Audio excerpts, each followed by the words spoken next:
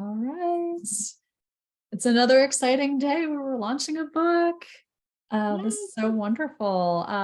So I'm Corey Walmsley, CEO of Aurora Coriolis Publishing, and today we have our author, Judi Logan, with us. And she just released her book today. It's called The Unraveling. And we have a lot to talk about with this. It's an amazing, amazing story. And this is one of those opportunities we have to share a personal story that can really impact people. And that's one of the reasons I was so excited to work with Judi on her book, because her story is so amazing and she puts so much love and care into telling this story, and you can just feel it in the pages of this book. So without me gushing too much, welcome, Judi. Thank you for joining us today. Thank you, Corey. I'm excited. Oh, I'm so glad you could be here with us. And today is launch day, so we're really excited about the book being available finally. It's available on Amazon and on barnesandnoble.com. Today, we have the book available in celebration of the launch for just 99 cents for the ebook copy. So make sure you hop on Amazon. We'll be dropping the link in the comments later. Hop on there, get a copy of the book, and enjoy, because it's just beautiful. So I'm going to let Judi tell you a little bit about herself, and then we're going to dive into talking about this book. So Judi. Well, I am a mother of 5. I have 3 boys and 2 girls. Their age range is 21 to 9 years old. I have a dog, an Aussie Doodle. Her name is Asha. She's very sweet. I just recently graduated with my ministry license from Champion Christian Center. That was pretty exciting too. And then now this book. Yeah. Well, congratulations on getting your ministry license. That's exciting. Yes, and of course on the book too. Yeah. So tell me, what inspired you to write this book? You know, I had a very difficult time actually getting myself to write the book. But a lot of people have been telling me, hey, you have a story to tell. It's powerful. People will be encouraged by it. And you just need to tell it, and, I wrote down here and there, and then I would stop. But then eventually I finally picked it up and said, you know what, I have to just do this. No matter what. It's not about me. It's about what God has done in my life, and how he turned, ashes into beauty, and give people hope. Yeah, I love that. And it's, as I mentioned, it is an incredibly personal story. Was it challenging for you to write this? Yes, it was very challenging, because the enemy would just, whisper in my ear and say, oh, you're not important. You're not important. You don't matter. None of this matters. It's just you, but that's not true, because everyone is going through something. It might not be, exactly like my situation. They could be dealing with other things, and, they look for hope in different places, and I'm just here to tell my story of, saying, hey, you don't have to look everywhere, and you are not alone. Everyone goes through something, and if there's, a place where we can see hope, a light in the end of the tunnel, then, it gives people that encouragement, to move on, to keep moving forward. Yeah, I think hope is one of the best reasons to read a book about someone else's story, because you get that hope. And with your story in particular, not giving the whole story away, you were challenged so many times in your life to find, who your true family was, where you belonged, all these different pieces. And, what did you use to pull you through? What gave you hope in those moments? Well, to be honest, God gave me hope. Mm-hmm. I know a lot of people, don't believe in God, but they believe in some sort of higher power. Mm-hmm. But my higher power is God. He gave me the strength to keep going on. Every time I would open up my Bible or do a devotional and read, it would just speak to me and say, yes, I'm here with you. You're not alone. You got this. We're giving, God's giving me the strength to, keep moving forward. Mm-hmm. Just that encouragement that I read throughout, the day, or I hear a message, something like that, encouraged me and just kept me moving, forward and doing it. Yeah. Yeah, I think a lot of people say that their faith helped get them through the tough times. Yes, Yeah. yes, Yeah, absolutely. I understand that. Um, yeah, and with a journey like this that is so challenging, um, especially because it relates to, your family and how you grew up, who you knew as your mother and your father, who you knew was a cousin. I think this is such a fascinating story. Um, how did that impact your relationship with your immediate family? We all bring everything with us when we decide to start our own families, and I always find it interesting to see, how does that impact you? Well, you know, my children and I are close. My Mhm. husband from the beginning, he knew about my story and he accepted me just the way you know I am. Yeah. And when my kids were old enough to understand, the dynamics of my family background, they I believe they just loved me more, Yeah. and they just saw the hope that was in me. Yeah. That no matter what challenges you face, no matter what lows or what valleys you're in, through your faith, you can get out. And through people, you can get out of that situation. And my one daughter says that, I was broken. I was like a shattered glass, but now I'm strong. She sees me as a strong person, a Yeah. strong, mother. Um, so I think that they just support me and all that, you know. Yeah. And I think sometimes we're our own worst critics with that sort of thing. Yes. And we believe, like, if I tell people about this, if I share, my quote deep dark secrets, that people are going to judge me. But really the people like your children who love you unconditionally, it just makes them love you more, and it gives them permission to, to be broken sometimes too. So I Yeah. love that your children know this, and that they understand and accept and love you even more. I love your words with that. I think that's beautiful. Oh yeah. I was terrified, Oh yeah. to to write this and even have my friends read it. I was like, wow, what are they gonna say to me? Are they gonna look at me differently? Or what? What's, because people have comments all the time, whether good or bad, that's there's something there. But you know what? None of that matters. None Yeah. of that matters because we are here only to please one, and that's our creator. I really wholeheartedly believe that. Yeah, sometimes it's hard to hear what people say about you, but you know what? God is the only one that really matters, and He approves of us already. He approves of us, and He just loves us the way we are. Yeah. That's beautiful. Much like your family does. Yes. Yes. And I was wondering, how did they support you when you were writing your book? W- You know, because the book is a long process, obviously. Yes. Yeah. Yes. Well, it was hard to juggle because at the same time I was finishing my ministry license. I was in school, and so I had to divide my time. It was challenging to divide my time. Mhm. During the day, I either go to work part time or go to school. And then when my kids come home from school, I would try to spend some time with them, and it would be long nights for me. It would be very long nights. Sometimes I sleep at 3, 4, 5 in the morning and start all over again.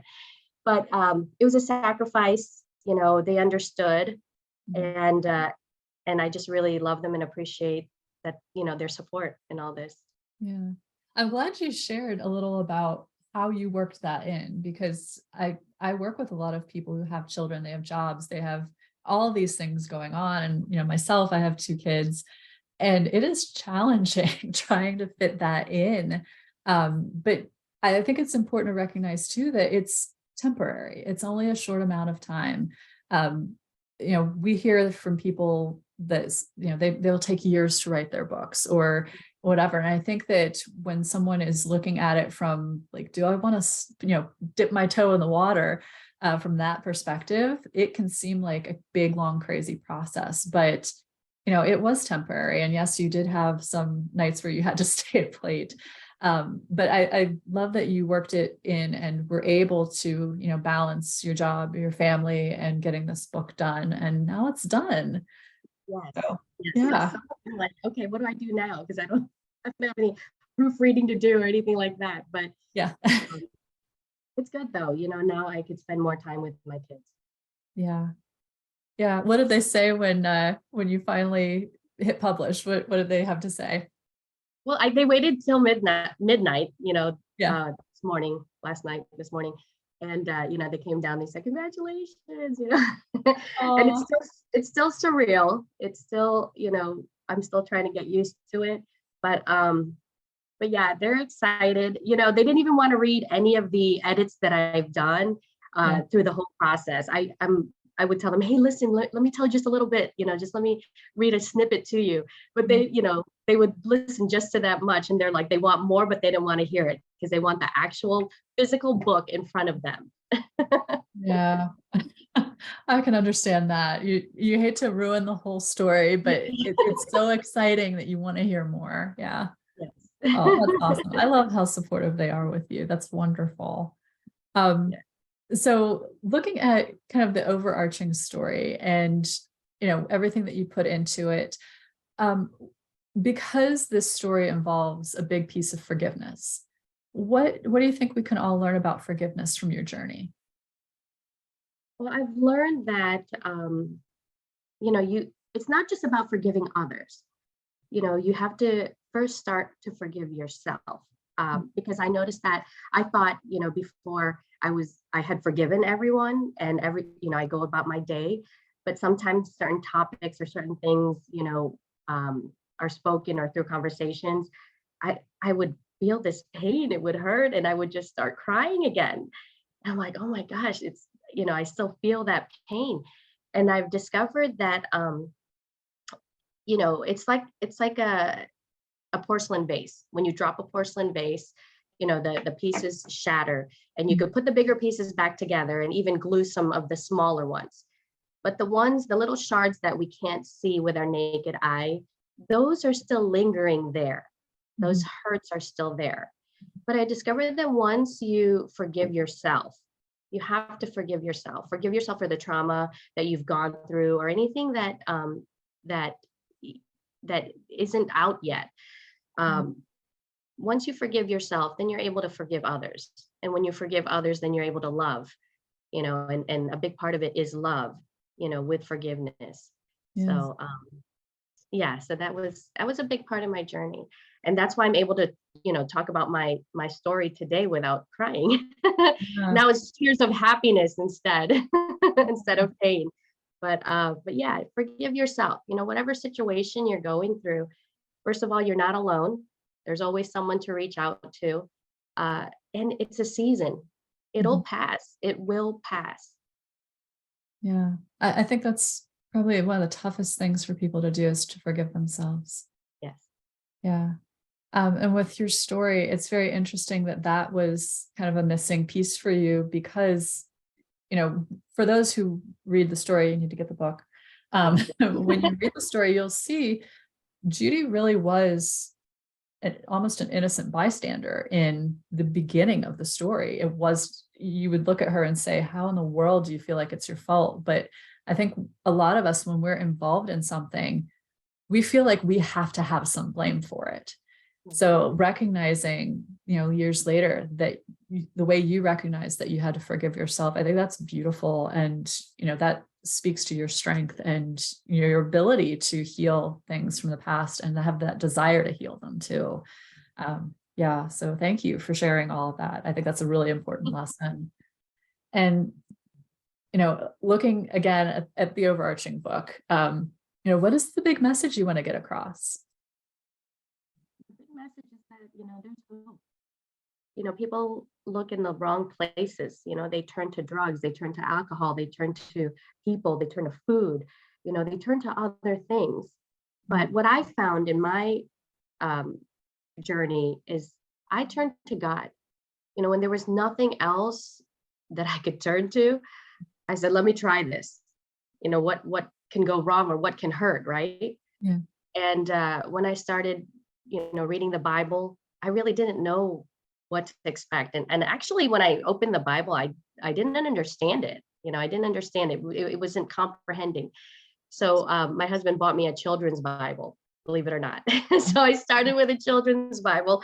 I read the stories in there, and it's okay. It doesn't matter, how Yeah. old you are. You can still pick up a, children's book and read it. And when I started reading the, children's stories and the pictures that were in there, it just started to come to life to me, and I started to understand it.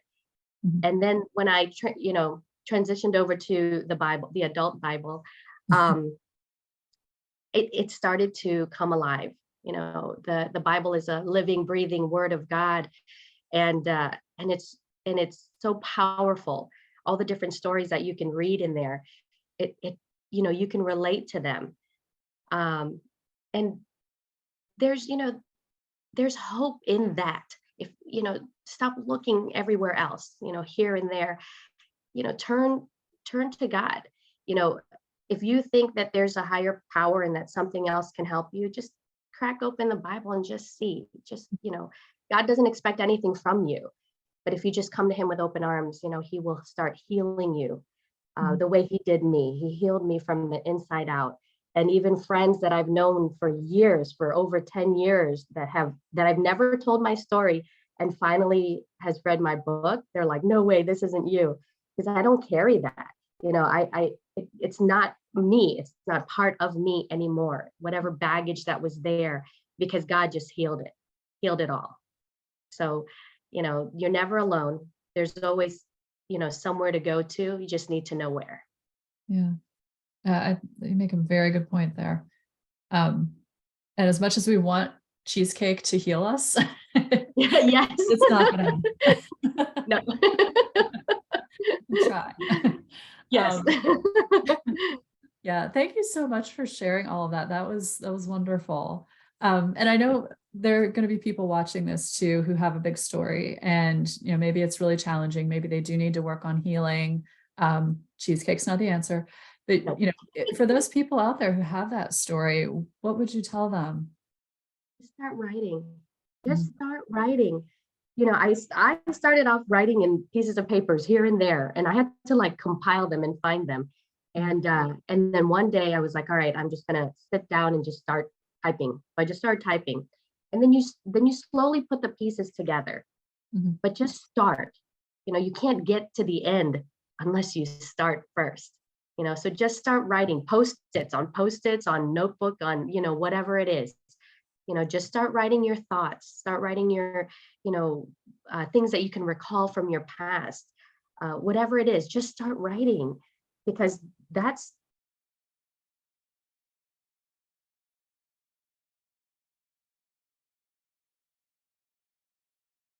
I think we might have lost Judy.